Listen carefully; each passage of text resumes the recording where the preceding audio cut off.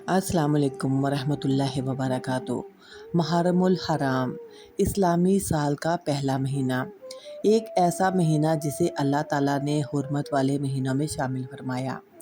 ये सिर्फ नए साल की शुरुआत नहीं, बल्कि हमें ईमान, सब्र, कुर्बानी और अल्लाह की अताअत का दर्स देने वाला अजीम महीना है। इस महीने में रोज़े कब रखने चाहिए और इस महीने में सबील लगाना और बच्चों को चीज़ें बांटना जायज़ है या नहीं। चलिए इस्लाम के रूह से इस महीने के बारे में बहुत कुछ जानते हैं। वीडियो को आखिर तक ज़रूर देखें। जब मुहर्रम का चाँद तुलू होता है तो एक मोमिन के दिल में कई एहसासात जाग उठते हैं। एक तरफ नया साल शुरू होता है और दूसरी तरफ हमें अपनी ज़िंदगी का मुहासबा करने का मौका मिलता है कि गुज़श्ता साल हमने क्या खोया और क्या पाया। हम अल्लाह के कितने करीब हुए और कितने दूर चले गए। लेकिन आज की गहमा गहमी और मसरूफ़ ज़िंदगी में हम अल्लाह से बहुत दूर होते जा रहे हैं। मुहर्रम की कुर्बानी हमें क्या सिखाती है, चलिए वो भी जान लेते हैं। मुहर्रम उल हराम की सबसे बड़ी फ़जीलत ये है कि इसे शहरुल अल्लाह यानी अल्लाह का महीना कहा गया है। रसूल अल्लाह सल्लल्लाहु अलैहि वसल्लम ने फरमाया, रमज़ान के बाद सबसे अफजल रोज़े अल्लाह के महीने यानी मुहर्रम के रोज़े के हैं। ये हदीस हमें बताती है कि मुहर्रम के रोज़ों की कितनी बड़ी फ़जीलत है। ख़ास तौर पर यौम आशूरा यानी 10 मुहर्रम का रोज़ा बहुत अहम है। जब नबी करीम सल्लल्लाहु अलैहि वसल्लम मदीना तशरीफ़ लाए तो आप सल्लल्लाहु अलैहि वसल्लम ने देखा कि यहूदी अशूरा का रोज़ा रखते हैं।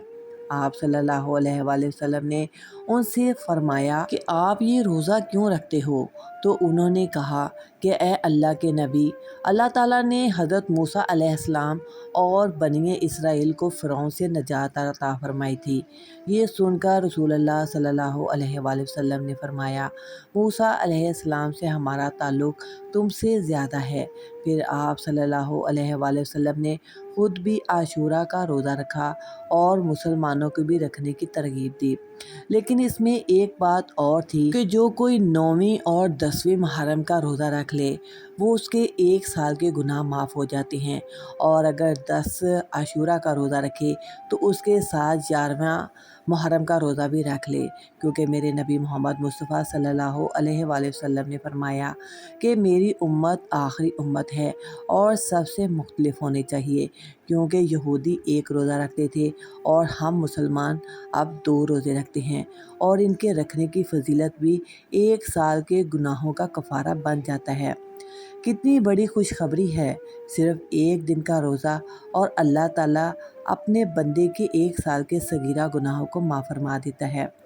उलमाए कराम फरमाते हैं कि बेहतर ये है कि 9 और 10 मुहर्रम या 10 और 11 मुहर्रम के रोज़े रखे जाएं, ताकि मुसलमानों की इबादत दूसरों से अलग रहे।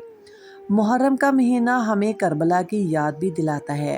हज़रत इमाम हुसैन रज़ी अल्लाह ताला अन्हा नबी करीम सल्लल्लाहु अलैहि वसल्लम के नवासे थे। आपने हक़ और सच्चाई के लिए अजीम कुर्बानी पेश की। उनकी ज़िंदगी हमें ये सबक देती है कि मुसलमान कभी जुल्म के सामने सर नहीं झुकाता और हमेशा सच का, हक़ का साथ देता है।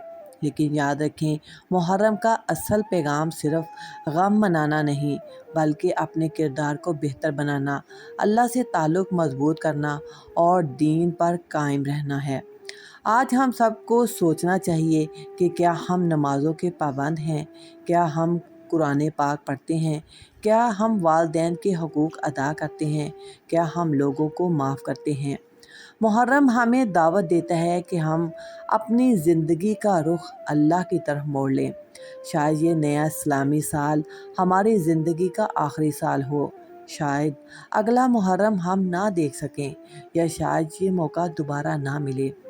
इसलिए आज ही अपने रब से तौबा करें, नमाज़ों की पाबंदी शुरू करें, कुरान पाक से दोस्ती करें, समझ कर पढ़ें, दिलों से नफ़रतें निकालें, लोगों को माफ़ कर दें। याद रखें, कामयाब वो नहीं जो दुनिया में सब कुछ हासिल कर ले, कामयाब वो है जो अल्लाह की रज़ा के आगे اس کی رضا حاصل کرے۔ لیکن وقت کے ساتھ ساتھ محرم الحرام کے احترامات ختم ہوتے جا رہے ہیں۔ لوگ ان کو اس طرح مناتے ہیں جیسے یہ کوئی تہوار ہو۔ 10 دن تک پرہیز کرتے ہیں، میاں بیوی ایک دوسرے کے پاس نہیں بیٹھ سکتے۔ اگر کسی کی شادیاں نئی ہوئی ہیں تو ان کو ماں باپ کے گھر بھیج دیا جاتا ہے۔ یہ ایسی رسومات ہیں جو کہ اسلام میں ہیں ہی نہیں۔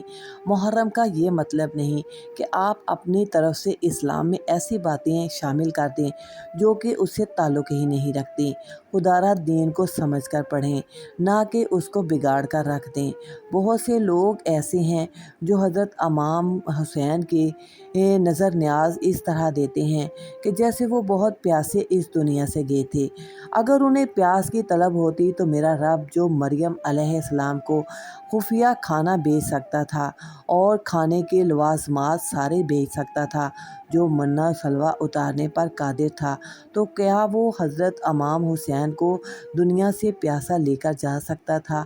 ایسی بات نہیں تھی۔ جو لوگ اس کے بارے میں نہیں جانتے وہ یہ جان لیں کہ وہ اللہ کے نبی کے نواسے تھے اور اللہ کو کتنے عزیز تھے۔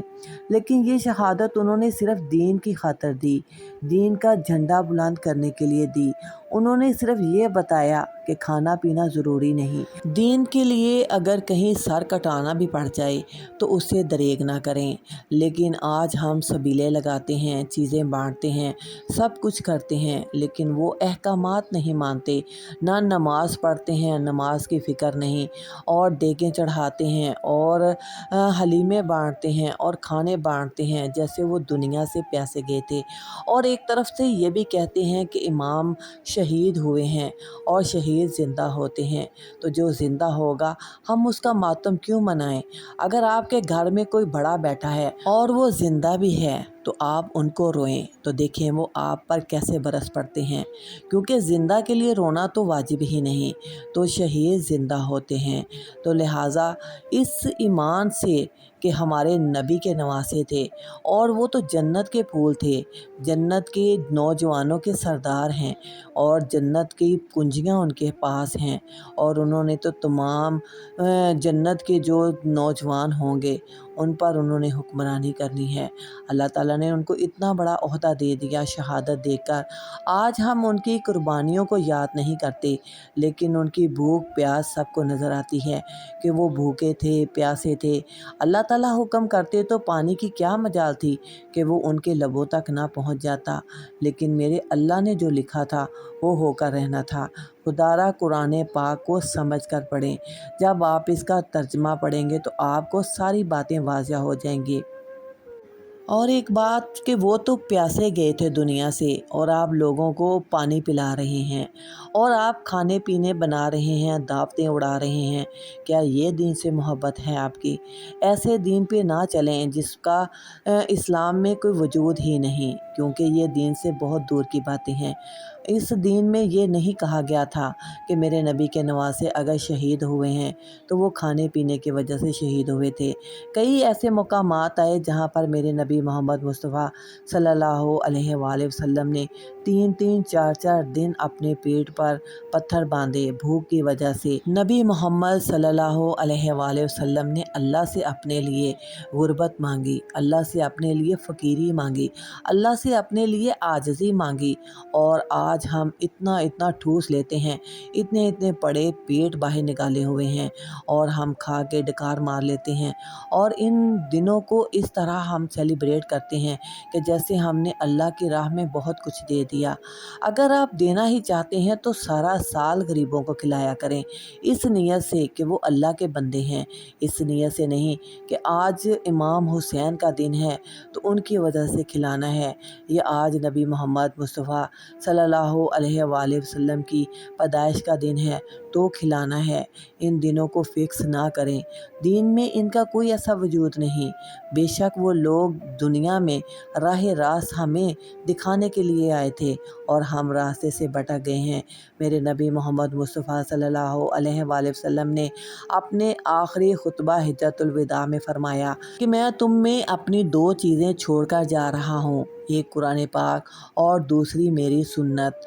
ہم نے ان دونوں کو چھوڑ دیا ہے اور ہم نے اپنے طرف سے اسلام میں بہت سی باتوں کو شامل کر لیا ہے۔ کیا ہمیں ان کا ثواب ملے گا؟ تھوڑا نہیں، بہت زیادہ غور کرنے کی بات ہے، اور اپنا محاسبہ کیا کریں، ہر روز کیا کریں کہ کیا ہم اللہ کے بتائے ہوئے احکامات پر چل رہے ہیں یا ہم پٹری سے اتر گئے ہیں۔ اور اگر آپ اپنا محاسبہ کر لیں کہ کیا واقعی ہم غلط چل رہے ہیں تو خدا را قرآن پاک کو سمجھ کر پڑھیں، ترجمے سے پڑھیں۔ اگر آپ کو موبائل پر کوئی میسیج آ جاتا ہے انگلش میں اور آپ اس کی فوراً ٹرانسلیٹ کرتے ہیں تو آپ کو پتہ چل جاتا ہے کہ یہ میسیج کہاں سے اور کس لیے آیا ہے، تو خدا را اس قرآن پاک کو بھی ٹرانسلیٹ کریں، اس کا بھی ترجمہ پڑھیں، تب آپ کو پتہ چلے گا کہ کیا آپ صحیح راستے پر چل رہے ہیں یا تمام خرافات اسلام میں شامل کر رہے ہیں۔ اللہ تعالیٰ آپ کو دین کو سمجھنے کی توفیق عطا فرمائے۔ آئیے اس محرم الحرام میں عہد کریں کہ ہم اپنے رب کے قریب ہوں گے، گناہوں سے بچیں گے، عاشورہ کے روزے رکھیں گے اور اپنی زندگی کو اسلام کے مطابق گزارنے کی کوشش کریں گے۔ اللہ تعالیٰ ہمیں محرم الحرام کی برکتیں نصیب فرمائے، عاشورہ کے روزوں کی سعادت عطا فرمائے، ہمارے گناہوں کو معاف فرمائے اور ہمیں حق پر ثابت قدم رکھے۔ آمین یا رب العالمین۔ اہم بات ایک دفعہ اور بتا دوں کہ عاشورہ کا روزہ 10 محرم کو رکھا جاتا ہے اور سنت کے مطابق 9 اور 10 محرم یا 10 اور 11 محرم کے روزے رکھنا زیادہ بہتر ہے۔ اللہ تعالیٰ اس کی بڑی فضیلت عطا فرماتا ہے۔ قیامت کے دن ہماری بہت سی ایسی نیکیاں ہوں گی جو کہ ضائع کر دی جائیں گی، جو کہ ریت کے ذروں کی طرح ہوا میں اڑا دی جائیں گی۔ انسان بہت پریشان ہوں گے کہ اے اللہ، میں نے تو یہ نیکی تیرے راستے میں کی تھی اور تیرے نبیوں، ولیوں، پیغمبروں کے نام پر خیرات کرتا رہا، تو اے اللہ مجھے اس کا اجر کیوں نہیں ملا؟ تو اللہ کہیں گے، اللہ فرمائیں گے، کوئی ایسی نیکی یا کوئی ایسا عمل جو غیر اللہ کے نام پر کیا جاتا ہے، یعنی کسی کی نسبت سے چیز کو بانٹا جاتا ہے، اس میں اللہ تعالیٰ اجر نہیں رکھتے، تو لہٰذا ایسی نیکیاں کرنی چھوڑ دیں جن کا اللہ کے ہاں اجر ہی نہیں۔ اللہ کے نام پر چیز بانٹا کریں، لوگوں کی خدمت ضرور کیا کریں، کھانا کھلائیں، پانی پلائیں، لیکن عام دنوں میں بھی اسی طرح ہی کریں جس طرح اللہ کا حکم ہے۔